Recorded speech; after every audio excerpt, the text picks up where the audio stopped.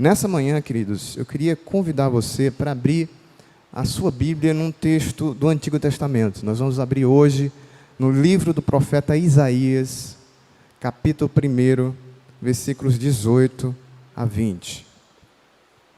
Livro do profeta Isaías, capítulo 1, versículos 18 a 20. O título da minha mensagem nessa manhã é Chamado Irrecusável. Profeta Isaías, capítulo 1, versículos 18 a 20. Chamado irrecusável. Vamos proceder à leitura. No versículo 18, Deus fala pela boca do profeta Isaías. O Senhor diz: venham, pois, e vamos discutir a questão. Ainda que os pecados de vocês sejam como o escarlate, eles se tornarão brancos como a neve. Ainda que sejam vermelhos como o carmesim, eles se tornarão como a lã. Se estiverem dispostos e me ouvirem, vocês comerão o melhor desta terra. Mas se recusarem e forem rebeldes, vocês serão devorados pela espada, porque a boca do Senhor o disse.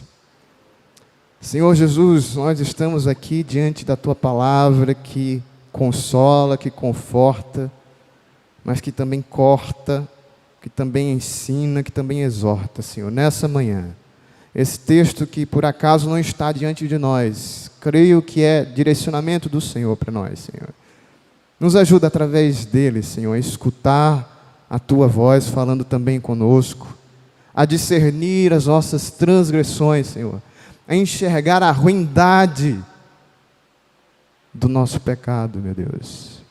E hoje de manhã, ao ouvir a Tua voz, o Teu chamado, nós também, Senhor, voltemos para Ti, tornemos ao Senhor e nos arrependamos, ó Deus, das práticas renitentes de nossa alma, Senhor. Ó Deus, se o Senhor não estiver conosco, quem poderá operar essa transformação?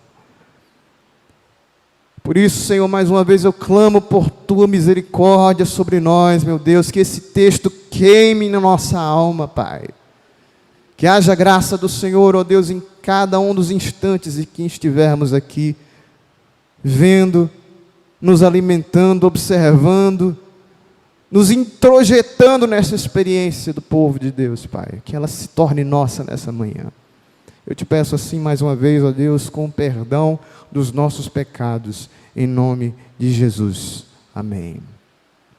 Meus queridos irmãos, antes de eu começar qualquer palavra introdutória ao texto que selecionei nessa manhã, eu queria salientar, deixar bem claro a todas as pessoas que me escutam nessa manhã, aqui nesse lugar, ou através dos meios das redes sociais, que o texto que nós temos diante de nós, meus irmãos, é um texto dirigido para a igreja de Deus.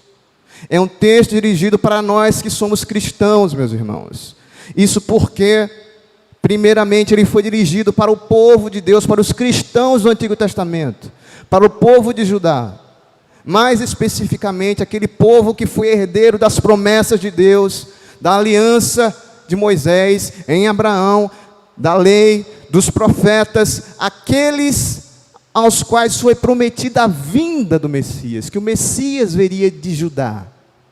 Este é o povo que recebe essas palavras duras nessa manhã, que estão diante de nós. Porém, antes que o nosso coração, antes que você faça essa viagem da maneira errada, antes que você acompanhe comigo esses minutos de mensagem, pensando que essa seria uma mensagem excelente para uma pessoa que você imagina, como seria bom alguém ouvir essa mensagem, não engane o seu coração.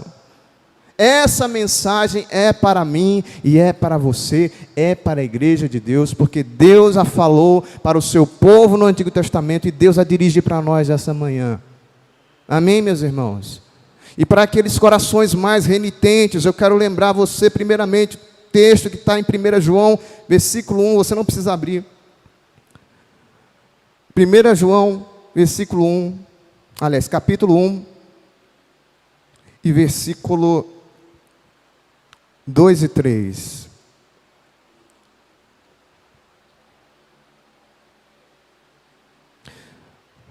Separei a referência errada, vou ter que... está aqui no versículo 8, pronto.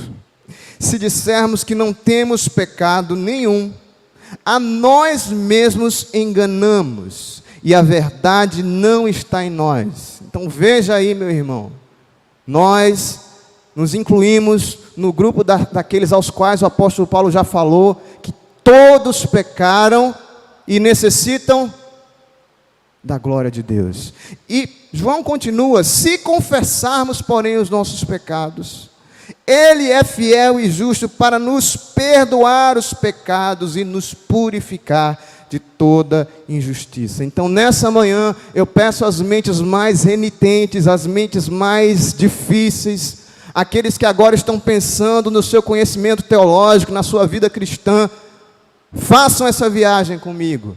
Façam essa viagem conosco, com o Espírito Santo. Averigue você a sua vida cristã, os seus pecados, as suas transgressões, que são nos postos diante de nós, nesse texto de Isaías. A situação no tempo de Isaías não era fácil, não era simples. Quando nós percebemos a profecia do profeta Isaías, que aliás é o principal escritor profético do Antigo Testamento, é também com razão chamado de o profeta evangélico. Seu livro recebe o nome de o quinto evangelho. Isaías traz essa palavra num contexto de total depravação do povo de Deus. O povo de Deus tinha abandonado o Senhor. Judá tinha esquecido as promessas, a lei, tinha voltado as costas para Deus. Se você puder folhear comigo e ver no capítulo 1, versículo 4, você vai escutar o primeiro ai pesaroso do profeta para aquele povo. Ele começa dizendo: ai desta nação pecadora, deste povo carregado de iniquidade.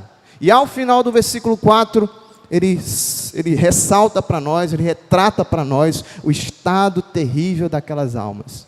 Esse povo rejeitaram o Senhor, desprezaram o Santo de Israel, voltaram para trás. Uma palavra que simboliza, que significa não apenas virar o rosto, mas voltar as costas para Deus. Voltaram para trás. Entretanto, talvez um texto que seja mais emblemático é o texto que o pastor Pedro leu para nós na quinta-feira, quando ele falou do Salmo 24, da necessidade de se ter mãos limpas e um coração puro. Eu não combinei com ele, creio que foi providência da graça de Deus, escolhi em minha oração, em minha meditação esse texto na segunda, mas na quinta-feira, pastor Pedro nos chamou a atenção para o versículo 15, acompanha aí no capítulo 1. A situação daqueles homens, o culto a Deus estava pervertido, a nação tinha se voltado contra Deus, as práticas eram injustas, as maneiras, os modos, todos depravados, todos em transgressão. E no versículo 15 se nos é dito aqui: quando vocês estendem as mãos, eu fecho os olhos, diz o Senhor. Sim, quando multiplicam as suas orações. Portanto, um povo piedoso que continuava adorando a Deus, continuava celebrando a Deus no seu templo, fazendo cultos, contudo, com as mãos cheias de sangue, como nos diz aqui: não ouço as suas orações, não as ouço, porque as mãos de vocês estão cheias de sangue. O que retrata não apenas o crime no seu grau mais terrível, a ponto de se voltar para o outro e praticar o homicídio, o morticínio, o assassinato, mas em todas as áreas do povo de Judá havia pecado. Aqueles homens eram injustos, eles extorquiam, eles estavam voltados contra o órfão, contra a viúva, contra o pobre, contra o estrangeiro. Havia em todos os lugares perversão, ninguém respeitava o direito do seu irmão, até que, se fosse necessário, se voltaria à prática de Acais, ou à prática de tantos outros, se mataria para se desejar, para se conquistar o desejo da alma. Contudo, meus irmãos, nessa manhã eu lembro vocês que o pecado da nossa alma não precisa chegar ao ponto máximo de derramar sangue alheio, sangue de outra pessoa. Nós convivemos com esse mal em nós. A situação histórica muito provavelmente também apontava para um tempo de desgraça política.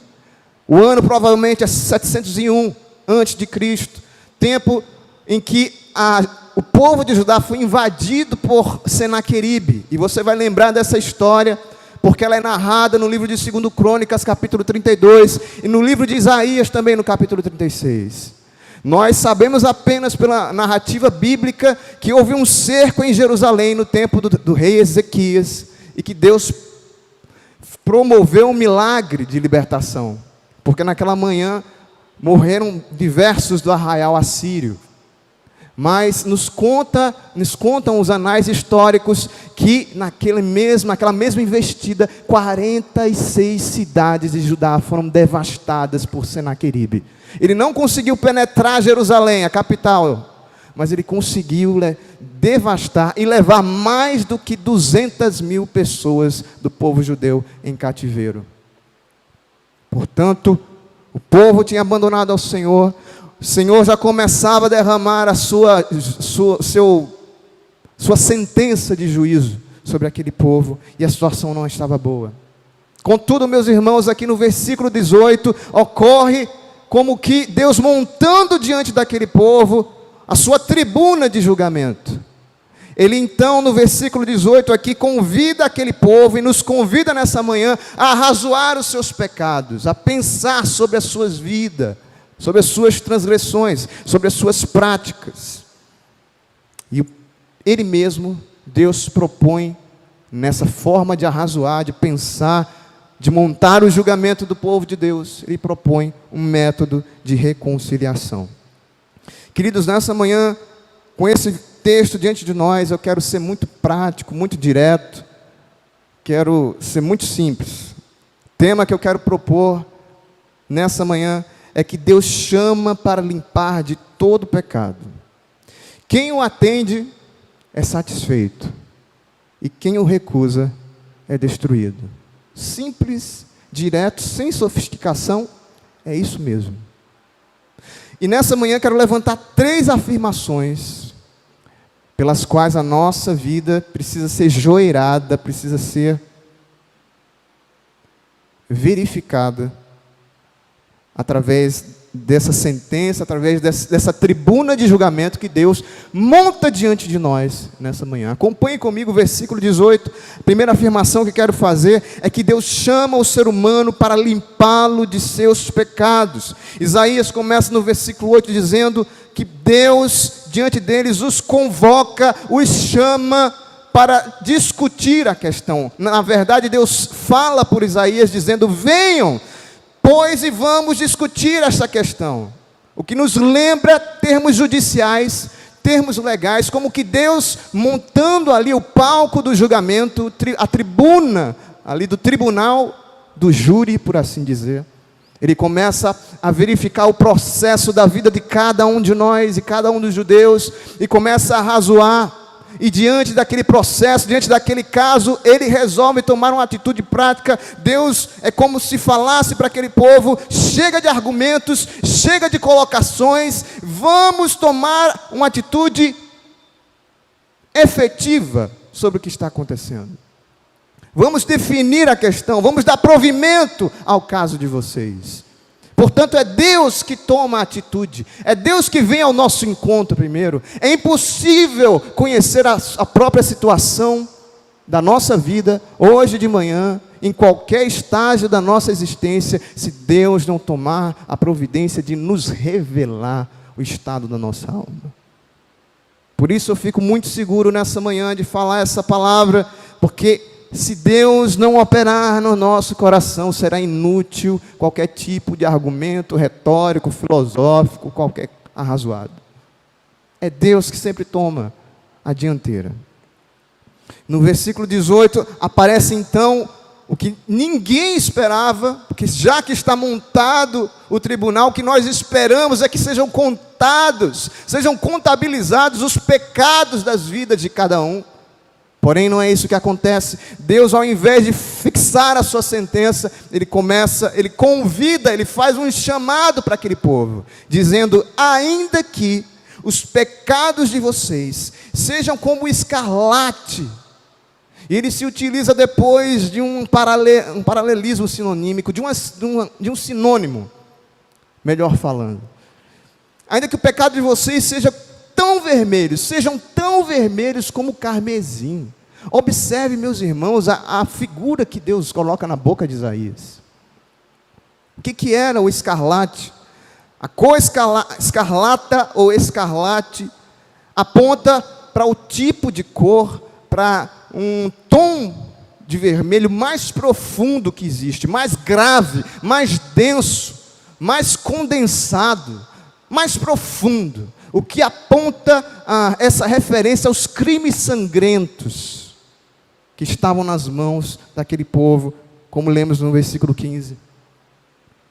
Deus mostra através dessa palavra que o pecado é profundo, ele habita a entranha do nosso ser.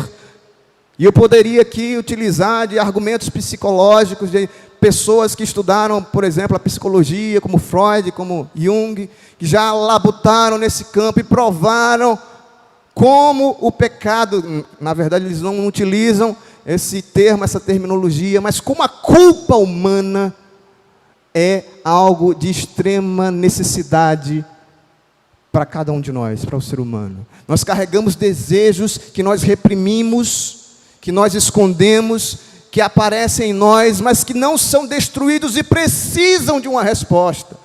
Pessoas que vivem angustiadas, que têm todas as provisões necessárias, têm riqueza, têm beleza, viajam quando é possível fazer, mas existe um vazio profundo, porque já disse Agostinho de Hipona, que Deus, ele diz o seguinte: tu nos fizeste para ti, e a nossa alma não achará descanso enquanto não descansar em ti. Então o que está se desenhando aqui, queridos, é o poço em que cai o ser humano por causa do seu pecado. Mas a descrição não termina aqui.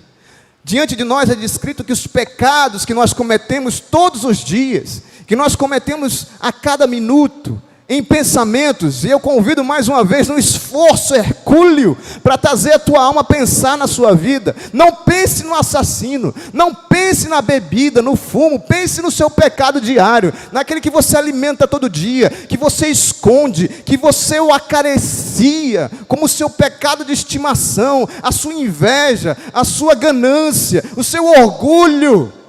É disso que está sendo falado aqui para nós. Cada um de nós tem essa acusação na consciência sendo feita todos os dias, e que precisa, que reclama uma resposta, uma solução para a paz da alma. O pecado é vil, é profundo, é maligno. A ideia da tintura implica algo permanente, penetrante na própria alma dos homens, que não é fácil de sair. Pinte um tecido e depois tente remover a tinta desse tecido. É assim que Deus se refere aos pecados de cada um de nós. Eles estão impregnados na nossa alma. O pecado contamina a alma. E como uma vez os ensinou Pôncio Pilatos, água corrente é inútil para lavar os pecados das mãos. Eu poderia me servir nessa manhã de diversos irmãos na fé, poderia trazer vários exemplos, mas eu quero abrir com você um salmo que fala aqui, porque o que está se abrindo diante de nós, meus irmãos, é uma teologia profunda sobre o pecado humano. Eu queria convidar você, se possível, se você assim puder fazer, abra no Salmo 51, o salmo desse homem perverso, o salmo desse homem inconverso, o salmo desse homem que não sabia o que era Deus, o salmo do homem que é chamado segundo o coração de Deus, mas que um dia, neste salmo, expôs para nós o impacto do pecado, o que o pecado causa na alma. E eu queria folhear aqui esses versículos com você e trazer alguma dimensão para o seu coração do significado dos pecados para nós. Observe no Salmo 51, No versículo 1 ele começa essa oração de confissão a Deus, dizendo: compadece-te de mim, ó Deus, segundo a tua benignidade e segundo a multidão das tuas misericórdias. E qual é a palavra que ele utiliza agora, meus irmãos? Apaga as minhas transgressões, porque o pecado marca a nossa alma, precisa de ser apagado. No versículo 2, ele continua dizendo: lava-me completamente da minha iniquidade. O pecado suja o nosso ser, emporcalha a nossa alma. No versículo 2 ele continua: e purifica-me do meu pecado, porque o pecado é uma impureza, é uma nódoa no nosso caráter diante de Deus. Ele pula para o versículo, irei pular agora para o versículo 4, ele continua no versículo 4 dizendo: pequei contra ti somente, porque primeiramente toda ofensa, todo pecado o é contra Deus, e fiz o que é mal aos teus olhos, de maneira que serás tido por justo no teu falar, e puro no teu julgar. O pecado demanda julgamento, é um crime, é uma ofensa contra a maior santidade do universo, a glória de Deus. E nós medimos a qualidade da ofensa segundo o caráter da pessoa. Se Deus é infinito, qualquer pecado cometido contra Deus é uma ofensa infinita. E é por isso que nenhum ser humano pode se justificar diante de Deus, porque não pode pagar um preço infinito para justificar o seu pecado. Davi continua, vai à frente no versículo 9: esconde o teu rosto dos meus pecados. O pecado envergonha, nos envergonha diante de Deus. Versículo 11: não me lances fora da tua presença. O pecado causa repulsa a Deus. Deus não pode preservar diante de si ninguém que esteja em pecado. Versículo 12: restitui-me a alegria da salvação, porque o pecado tira o prazer de ser cristão. O pecado rouba da nossa alma o gáudio, a alegria, o gozo de ser de Deus, meus irmãos. E é por isso que nós precisamos de misericórdia de Deus, que Deus limpe de nós o pecado. Se confessarmos os nossos pecados, Ele é fiel e justo para nos purificar de todo o pecado. E por fim, no versículo 14, meus irmãos: livra-me dos crimes de sangue, ó Deus. O que nos remete mais uma vez para o versículo 15, capítulo 1 de Isaías: as mãos de sangue do povo de Judá. O pecado precisa ser liberto, precisamos ser libertos do pecado, porque o pecado escraviza o ser humano. Agora volte comigo para o capítulo 1 de Isaías. Ainda que os vossos pecados sejam como escarlate, ainda que sejam vermelhos como o carmesim. Versículo 18. O que nós esperaríamos, meus irmãos, é que viesse agora a sentença de Deus, é que Deus fechasse sobre nós a sua condenação. Mas não é isso que acontece, meus irmãos. Essa expressão, ainda que, é a expressão que abre o céu todinho para nós. Deus diz para o seu povo, diz para nós: ainda que os pecados de vocês sejam como escarlate, como carmesim, eles se tornarão brancos como a neve, eles se tornarão brancos como a lã. O evangelho todinho está aqui diante de nós, porque o que nós merecemos é a condenação de Deus, pelos maus atos que fazemos, pela nossa consciência que nos acusa e ninguém pode fugir dela. Ou você hoje de manhã pode se colocar diante de qualquer pessoa e dizer: eu sou uma pessoa pura, eu tenho todas as minhas intenções averiguadas e sei que não tenho nada do que me envergonhar diante de Deus e dos homens. Todos nós somos condenados no tribunal da nossa consciência. E é por isso que precisamos da graça de Deus.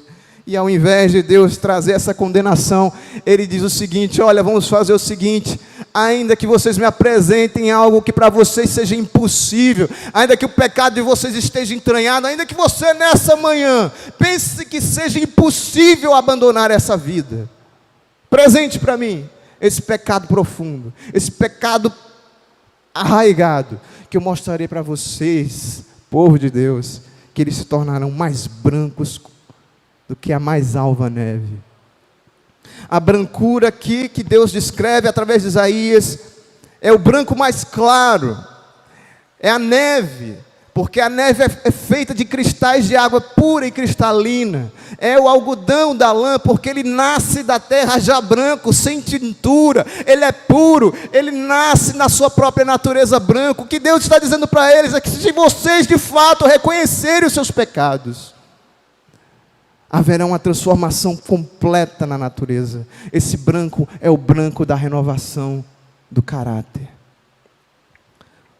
Portanto, meus irmãos, a primeira lição, primeira aplicação que eu quero fazer nessa manhã, é que Deus, embora poderoso para nos julgar, Ele prefere chamar o ser humano, cada um de nós, todos os seres humanos, a pensar os seus pecados.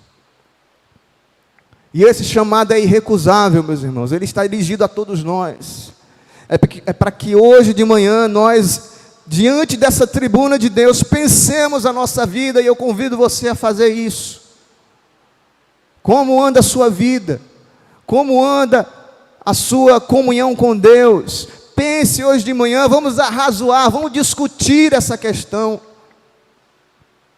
Se você de fato tem se fiado em Jesus Cristo, que é esse que purifica de todo pecado, você não deixará de ter a convicção da sua pecaminosidade, de hoje de manhã, de fato dizer: Deus meu e Senhor meu, retira-te de mim, porque sou pecador. Deus nos convida a pensar na nossa vida. Contudo, meus irmãos, não há pecado tão encarnado que Deus não possa purificar. Essa é a notícia da graça de Deus. Talvez vocês, nesses minutos que passamos aqui, esteja pensando: meu Deus, mas nós estamos numa pandemia, nós estamos num tempo que as pessoas estão sofrendo, nós estamos passando por dificuldades, e você escolhe um texto que fala sobre pecado, que fala sobre desgraça. Eu falo para você nessa manhã que não existe necessidade mais premente na sua vida que resolver a sua vida com Deus. Não existe uma necessidade tão urgente do que o perdão de todos os seus pecados e a paz de Deus que virá sobre a sua vida quando a sua alma se sentir revigorada, refeita, limpa, purificada na presença de Deus. As duas seguintes afirmações, meus irmãos, são decorrentes, são condições necessárias desse ponto. Não preciso me delongar demais nelas. Em segundo lugar, a segunda afirmação que eu faço decorre do versículo 9. Aquele que atende o chamado de Deus é satisfeito. No versículo 19, Isaías, sendo usado como boca de Deus, nos diz: se estiverem dispostos a me ouvirem, o que demanda de cada um de nós uma resposta disposta a Deus. É preciso que o pecador esteja disposto a fazer o que é reto, a realmente obedecer a Deus e praticar o bem. É preciso fazer muito mais do que falar sobre a situação. É o que Deus está dizendo. Se vocês estiverem dispostos, me escutarem e se dispuserem a fazer, se de fato a mente contribuir com o corpo, e na prática vocês fizerem isso, vocês comerão o melhor dessa terra. Versículo 19, haveria então a renovação do povo de Deus, as colheitas voltariam abundantes, o bem-estar pessoal seria restaurado, a culpa, meus queridos, seria retirada, porque a culpa é algo terrível, é algo que embota o sentido, é algo que amarga as experiências humanas, a comida perde o sabor, a gente não entende porque o dia a dia vai ficando difícil de se levar, E a gente compra uma coisa e compra outra, e não tem mais prazer, e vai adiando o prazer, compra um celular e já não é a mesma alegria, porque já tem a necessidade de comprar outro.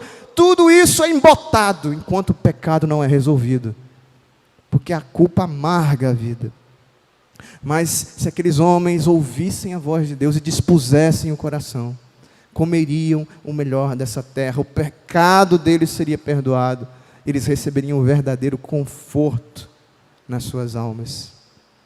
Por isso, meus irmãos, nessa manhã, nós precisamos tomar uma atitude.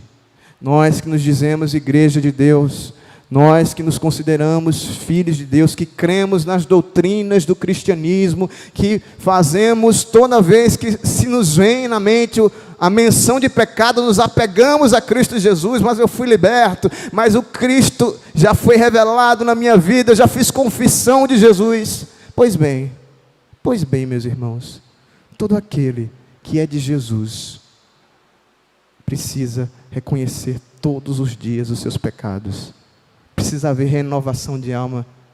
Ora, ou não foi o Senhor Jesus que disse para nós: se você quiser seguir ao Senhor Jesus, negue-se a si mesmo, tome a cada dia,